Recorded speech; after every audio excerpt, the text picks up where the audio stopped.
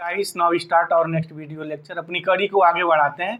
Change the game जो series हमारी है उस सीरीज को आगे बढ़ाते हैं।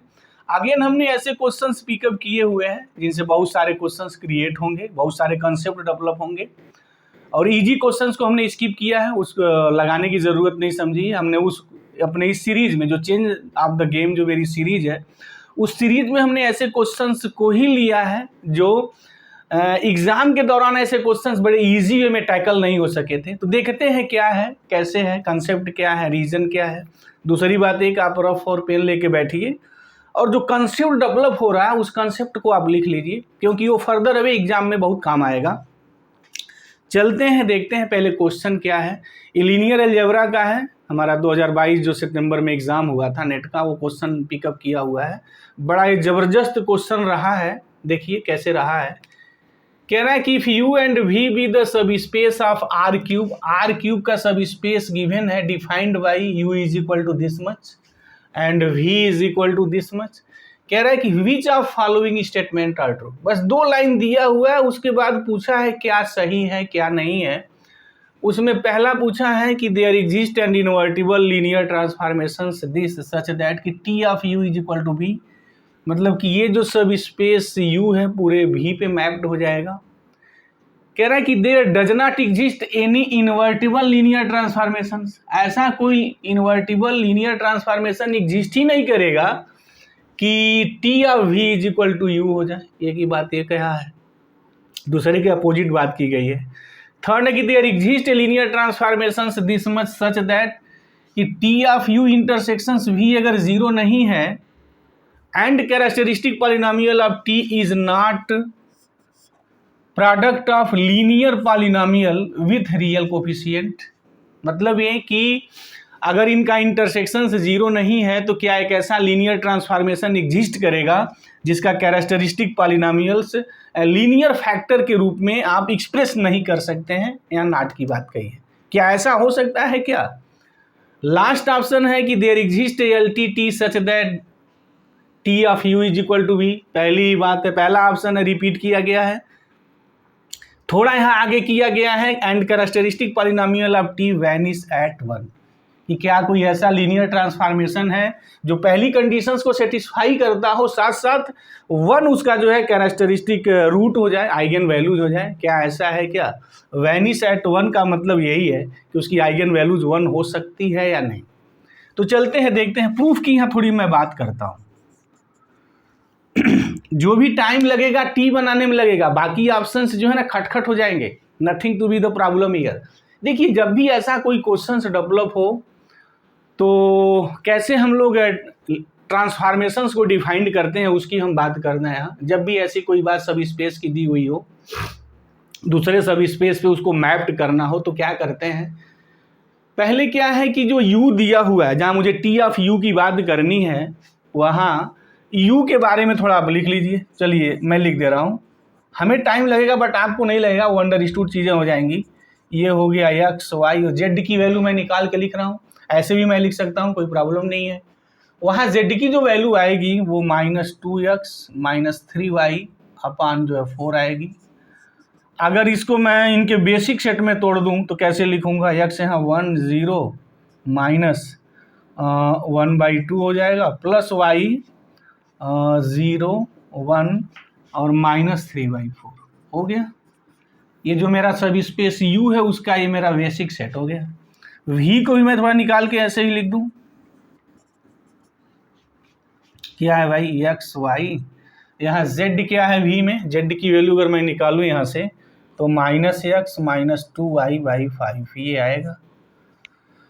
ओके अगर मैं इनको ब्रेक कर दूं इनके लीनियर कॉम्बिनेशंस में तो x हो जाएगा यहाँ 1 0 -1/5 प्लस y 0 1 एंड -2/5। हो गई बात है क्लियर? हम क्या करते हैं ना, पहले टी की तलाश करते हैं, टी कैसे बनेगा। देखिए, टी बनाने के लिए क्या करते हैं कि जैसे यहाँ है कि u जो है हमारा r³ का सब स्पेस है। अब u का जो बेसिक निकला है वो ये निकला है 1 0 -12 और 0 1 -3/4। ये इसका हमारा जो है बेसिक निकला है। यू आर क्यूब का सब स्पेस है और मुझे पता है कि अगर किसी सब स्पेस का बेसिक दिया हो या लीनियरली इंडिपेंडेंट वेक्टर्स दिए हों तो उस लीनियरली इंडिपेंडेंट वेक्टर्स को हम एक्सटेंड करके आर क्यूब का एक बेसिक सेट बना सकते हैं। बड़ा इंपॉर्टेंट रिजल्ट है ये। तो जब भी लीनियर ट्रांसफॉर्मेशंस बनाते हैं, बेसिकली जब कोई सब स्पेस किसी का दिया हो तो पहले उसके एल वेक्टर्स निकाल लीजिए। अब इस एल वेक्टर्स को एक्सटेंड करते हुए आर क्यूब बनाए। तो देखिए कैसे बनाते हैं, this is so very easy.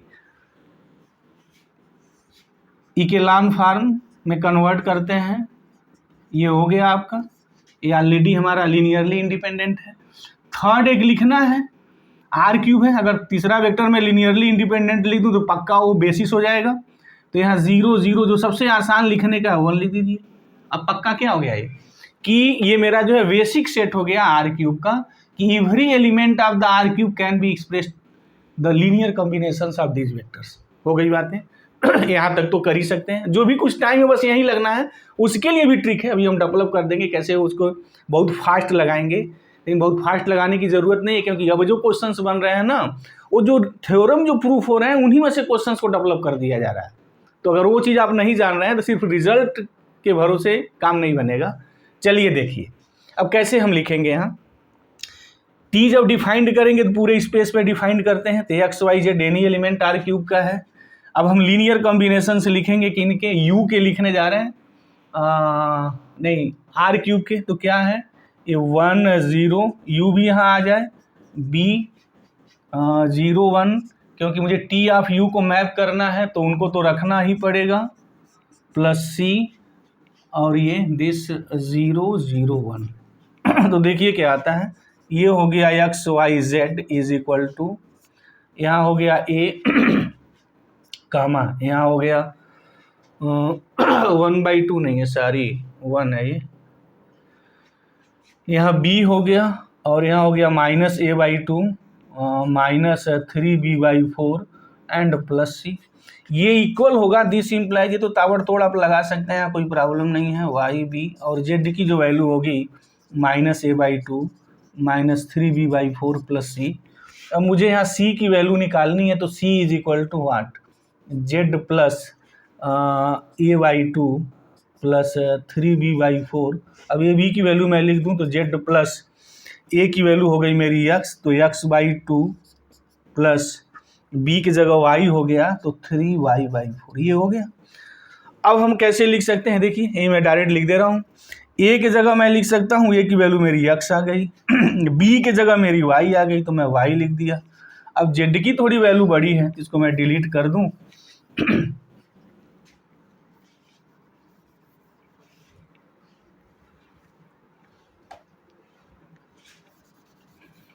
Z की वैल्यू क्या निकली भाई मेरी, सी की, sorry Z plus x/2 plus 3y/4 and 0 0 1। हो गई बात है कि every element of the R cube can be expressed as the linear combinations of this. ये मेरे एलिमेंट्स किसके हैं, यू के हैं, मतलब पूरा यू यहाँ आ गया, उसके बाद सम एलिमेंट्स, ताकि हम आर क्यूब का जो बेसिक है उसको कंप्लीट कर सकें। अब मैं टी डिफाइन कर सकता हूँ। अगर कोई टी मेरा एग्जिस्ट करता है तो टी ऑफ दिस, अगर वो लीनियर ट्रांसफॉर्मेशन है तो लीनियरिटी प्रूव करेगा, तो मैं डायरेक्ट लिख दूँ टी इस पर ऑपरेट हो जाएगा और मेरा टी यहाँ आ जाएगा। अब क्या करते हैं कि एक सब स्पेस को दूसरा सब स्पेस मैप करे, क्या कंसेप्ट है इस चीज़ को ध्यान से समझिएगा, और जो मैं बोल रहा हूँ अगर आप नोट कर लेंगे तो और बेटर होगा। यहाँ एक बातें हैं जो सब लोग जानते हैं, बड़ा फेमस रिजल्ट है, उस रिजल्ट को मैं दोहरा दूँ कि अगर टी जो लीनियर ट्रांसफॉर्मेशन है, अगर ये 1 1 है तो बेसिक सेट को बेसिक सेट में मैप करता है, लेकिन अगर टी 1 1 नहीं है तो फिर ये बेसिक सेट को बेसिक सेट में, यानी लीनियरली इंडिपेंडेंट सेट को इंडिपेंडेंट सेट में मैप नहीं करेगा। तो टी 1 1 हो तभी ऐसा होगा, अगर नहीं है तो फिर नहीं होगा। हम यहाँ क्या करते हैं कि अगर आप लीनियरली इंडिपेंडेंट को इंडिपेंडेंट पे ले जाएंगे तो पक्का वो टी इनवर्स होना ही होना है, मतलब जो भी टी एग्जिस्ट करेगा इनवर्स भी उसका एग्जिस्ट कर जाएगा। एक तो बात ये हो गई। दूसरी जो मैं मेन बात यहाँ कहने जा रहा था वो ये था कि जब T of U is equal to V दिखाना हो, यानी टी ऑफ एनी सब space of the vector space is equal to सब space of that vector space, तो क्या करते हैं कि इसके जो लीनियरली इंडिपेंडेंट एलिमेंट हैं, u के लीनियरली इंडिपेंडेंट वेक्टर्स को v के लीनियरली इंडिपेंडेंट वेक्टर से मैप कर दीजिए, आपका t तैयार हो गया। और पता है अगर बेसिक सेट दिया है उस पर t डिफाइन करते हैं तो t का रिप्रेजेंटेशन यूनिक होता है। This is also a result here. तो इस कंसेप्ट को हम लोग यूज करते हैं। जब भी ऐसी कोई बात आए ना तो खट दे लिखिए और तुरंत ELT जो है लीनियरली इंडिपेंडेंट जो LI मेरे वेक्टर्स हैं LI पर भेज दीजिए। जिस देखिए मैं कैसे भेज रहा हूँ इनको, आप भी भेजिए खट दे। ये T of x y z is equal to, इसकी मैपिंग मैं कहाँ करने जा रहा हूँ अब देखिए मुझे भी लाना है, T of u is equal to भी लाना है, मुझे ऐसे लीनियर ट्रांसफॉर्मेशन की तलाश करनी है। तो क्या करेंगे कि जो इसका LI वेक्टर्स है v के LI वेक्टर से मैप करिए, और v का LI वेक्टर्स ऑलरेडी हमने आपके लिए निकाला हुआ है। अब देखिए यहाँ 2 हैं, तो T ऑफ 0 1 माइनस 3/4 को आप यहाँ भी ले जा सकते हैं, आप यहाँ भी ले जा सकते हैं, यू आर फ्री, किसी पर भी आप ले जा सकते हैं। तो मैं किस पर ले जा रहा हूँ, चलिए मैं इसी पर लेके चला जा रहा हूँ, और आपकी जहाँ इच्छा है आप दूसरे पर भी ले जा सकते हैं, लेकिन इनमें से कोई एक होगा तभी T ऑफ u v पर मैप होगा, otherwise problem here plus y। अब देखिए बच गया ये, तो T ऑफ दिस मैं कहाँ लेके जाऊँ इनको, दिस 0 1 माइनस 3/4 ये बचा, सॉरी ये बचा, इसको मैं यहाँ लेके चला आया, कहाँ मैप हो गया 0 1 माइनस 2/5 पे, प्लस ये हमारी वैल्यू है क्या है भाई z plus x/2 plus 3y/4। Okay, अब मुझे मैप करना है, तो कहाँ हम इसको मैप करें, पक्का इंडिपेंडेंट को इंडिपेंडेंट में, तो हम इसको यही रहने दे रहे हैं, हो जाएगा, देख लीजिए उसको देख सकते हैं, कोई प्रॉब्लम नहीं है। कि v का हमारे कहने का मतलब क्या है कि v हमारा ये है, ये और ये अगर एक साथ लिख देंगे तो वो हमारा LI वेक्टर्स हो जाएंगे R³ के। तो हम LI पे ही भेजने जा रहे हैं क्योंकि मुझे इन्वर्टिबल T की तलाश करनी है, इसकी तलाश करनी है, इसलिए LI को LI पर भेज रहे हैं। अगर आप LI को LI पे नहीं भेजेंगे तो पक्का T नॉन इन्वर्टिबल हो जाएगा। चलिए 0 0 1 सबसे इजी हमने ये लिख दिया, आप 0 0 2 लिख दीजिए, 3 लिख दीजिए, कोई फर्क नहीं पड़ता है। तो T of x y z बन के आया क्या, इसको देख लें, पहला हो गया यहाँ x, दूसरा हो गया यहाँ y, तीसरा हो गया यहाँ माइनस x/5 माइनस 2y/5, और जब z के साथ ये करेंगे तो plus z plus x/2 plus 3y/4 ये हो गया। अब मैं थोड़ा जो बहुत सारी चीज़ें लिखी हुई हैं उनको मैं थोड़ा हटा दूं ये मैं हटा दूं।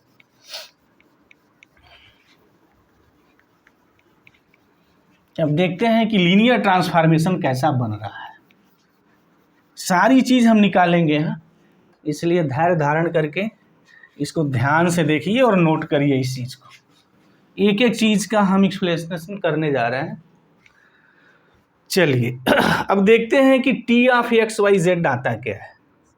T of x y z is equal to what, ये हो गया पहले आपका x, ये हो गया y, सॉल्व करते हैं, -1/5 और प्लस 1/2 क्या होगा 10 हो गया, तो -2 प्लस 5 ये हो गया 3/10, प्लस 3/10 हुआ तो ये हो गया 3x/10 प्लस y को देख लीजिए -2/5 है प्लस 3/4 है, 20 हो गया, 5 चौक को 20 -8 और ये 15 हो गया, 8 7 15 7/20 हो गया, तो 7y/20 हो गया।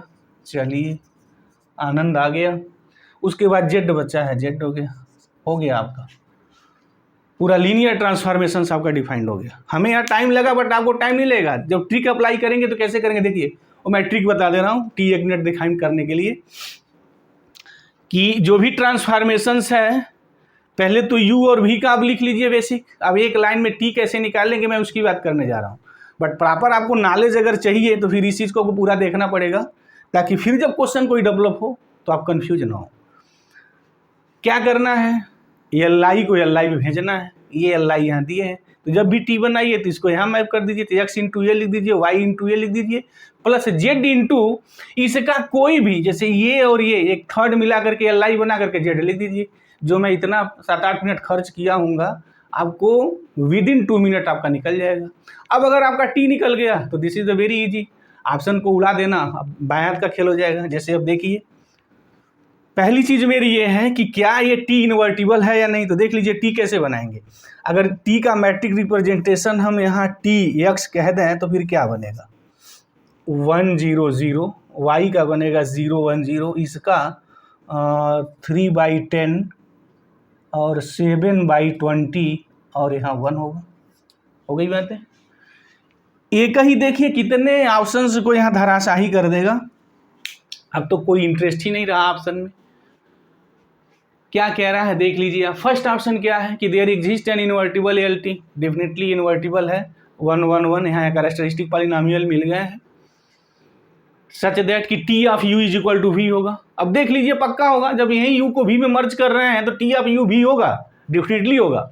अगर आपको शंका मैं यहाँ प्रूव करके दिखा दे रहा हूँ, आप भी इसको नोट कर लीजिए, काम आ जाएगा। चलिए मैं प्रूव करता हूँ कि T of U is equal to यहाँ वी है या नहीं। देख लीजिए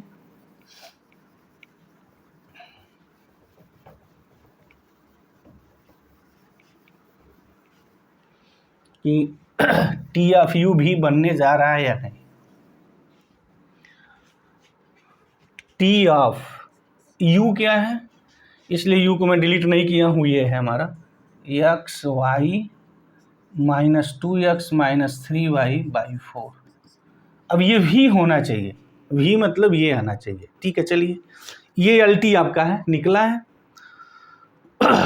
क्या है, एक्स की जगह एक्स है, वाई की जगह वाई है, तो फिर first component as it is, second component as it is, third component के साथ क्या है यहाँ क्या है कि जो फर्स्ट कंपोनेंट है 3/10 का मल्टीप्लीकेशन है, तो यहाँ भी वही हो जाएगा 3x/10 हो गया। चलिए प्लस 7y/20 हो गया, वही हो जाएगा क्योंकि यहाँ भी y ही है। अब उसके बाद क्या है, प्लस जेड है, यहाँ जो भी कुछ है प्लस है। अब यहाँ मेरा ये है तो प्लस हो जाएगा वाट -2x -3y/4। ओके, चलिए अब इनको सॉल्व कर लेते हैं। तो T of x Y Z is equal to what, ये हो गया x कामा वाई 3x/10 और यहाँ क्या हो जाएगा -2x/4, 3x/10 -2x/4 का मतलब हुआ -x/2, एलसीएम हो गया 10, यहाँ हो गया 3x -5x तो -2x/10 और -2x/10 का मतलब हुआ -x/5। Okay, is it clear here. अब 7y/20 को हमें -3y/4 से ऐड करना है, तो चलते हैं ऐड कर लेते हैं। ये है 7y/20 -3y/4, एलसीएम 20 हो गया, ये हो गया 7y और 4 × 5 = 20 -15y हो गया। ये कितना हो गया 8 7 15 -8y/20, इसका मतलब -4y/5। ये हो गया मेरा -4y/5। अब देखिए ये मेरा v है या नहीं,